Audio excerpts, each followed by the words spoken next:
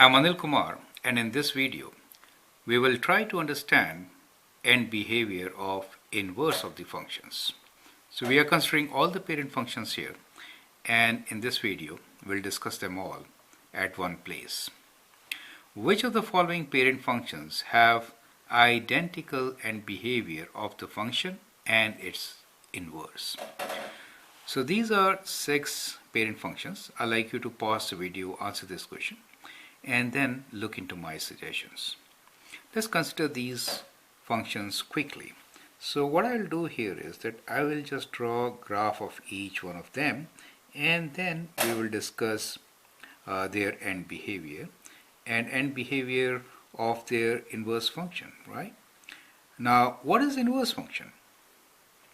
You can get inverse function by exchanging x and y coordinates, or by swapping them, or by reflecting the graph over y equals to x, correct? So these are different ways that you can get inverse function. And second question which you need to understand is, what is end behavior? Well, that is the main question. Linear function. Linear function, you know, is a straight line. So I'll just draw these functions and we'll discuss the relevant points, which is, what is end behavior? Can you tell me what is end behavior? Now, end behavior of any function is how the function performs or behaves when the x values are approaching positive infinity or negative infinity. That is what we are looking for.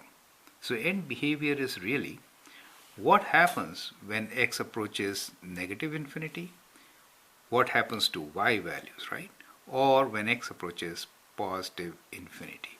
That is what we are trying to see. That is the end behavior. Now, these are the parent functions, right?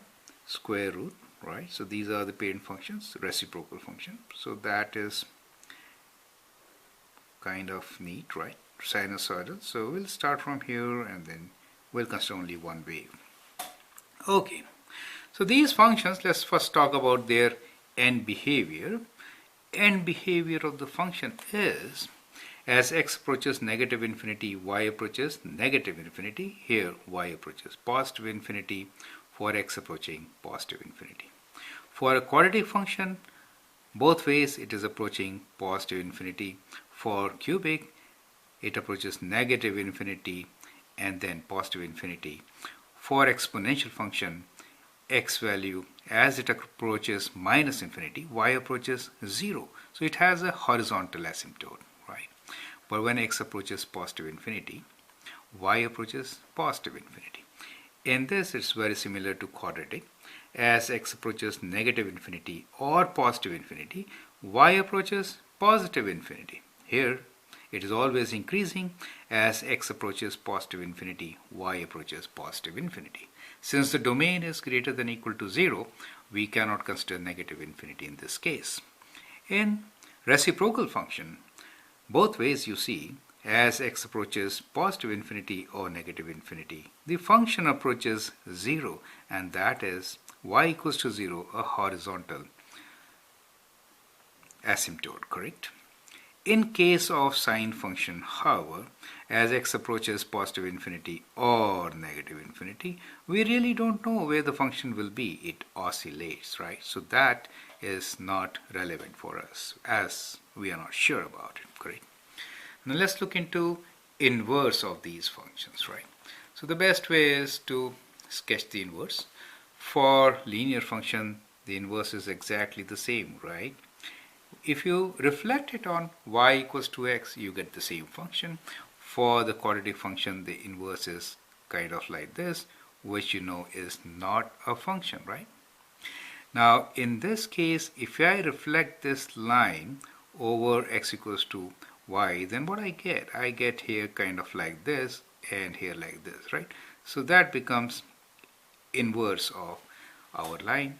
Here the inverse is, we will reflect it on this line, right? Well, I think this is wrong because since 1 is here, so it will never cross, right? So let me redraw it. So it should be kind of like this, right? I hope you understand and appreciate why. This is y equals to x, right? So the inverse will be reflecting the function, which is kind of like this, log of x. Now, for this function, this part remains same, right?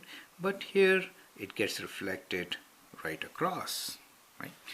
Here, yes, we know 1 is 1, so at 1 we will have, let me just draw this line here. So the inverse in this case will be kind of like this.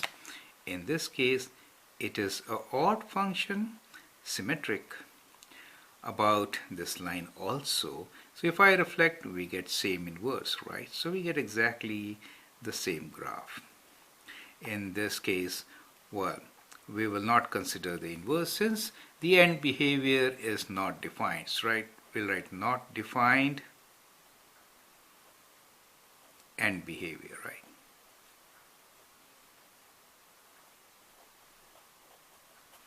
Okay, now since I've drawn all the inverse functions, you can easily answer the question, correct? So let me tick mark those in which end behavior of the function and its inverse is same. Which ones are those?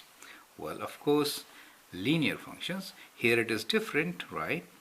Since one, it is not function. Second, when x approaches minus infinity, we can't say what happens, correct? It is not there in the domain, right? Here it is same, right? That's fine. In this case, it is different. Since when x is approaching minus infinity, the function approaches 0, but here x approaching minus infinity is not in the domain, right? So end behavior for x approaching positive infinity is same, okay? In this case also it is not the same, but in square root it is same, correct? So this one it is same. In reciprocal it is exactly same, correct? So in these four functions, the end behavior of the function is exactly same as that of the function, right? Well, we can say partial, right? So here we can say partial, right? Partial in a way only when x is approaching positive infinity, right? So that way is right. This one is not a function, so end behavior we should not be talking about. You can see as x approaches positive infinity, y approaches positive infinity as well as negative infinity. Which one to take? Same is the problem here. Since these are not functions, so inverse of this will not make a sense for end behavior, right? We don't know which part of the graph we are talking about. I hope with this concept is very clear. So you learned a couple of things: how to draw inverse of a function and which functions have same inverse as the function itself, and those are kind of odd functions, right? Well, this one, right? Linear function y equals to x, and then also cubic function, correct? And here we have square root function, right? So you can read the name and then associate it with the diagram itself, right?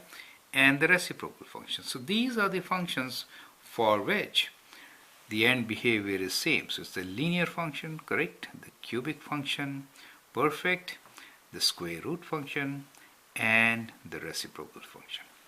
I hope with this you understand parent functions in totality. Thank you and all the best. You can always subscribe to my videos and learn a lot about functions and advanced functions. Thank you.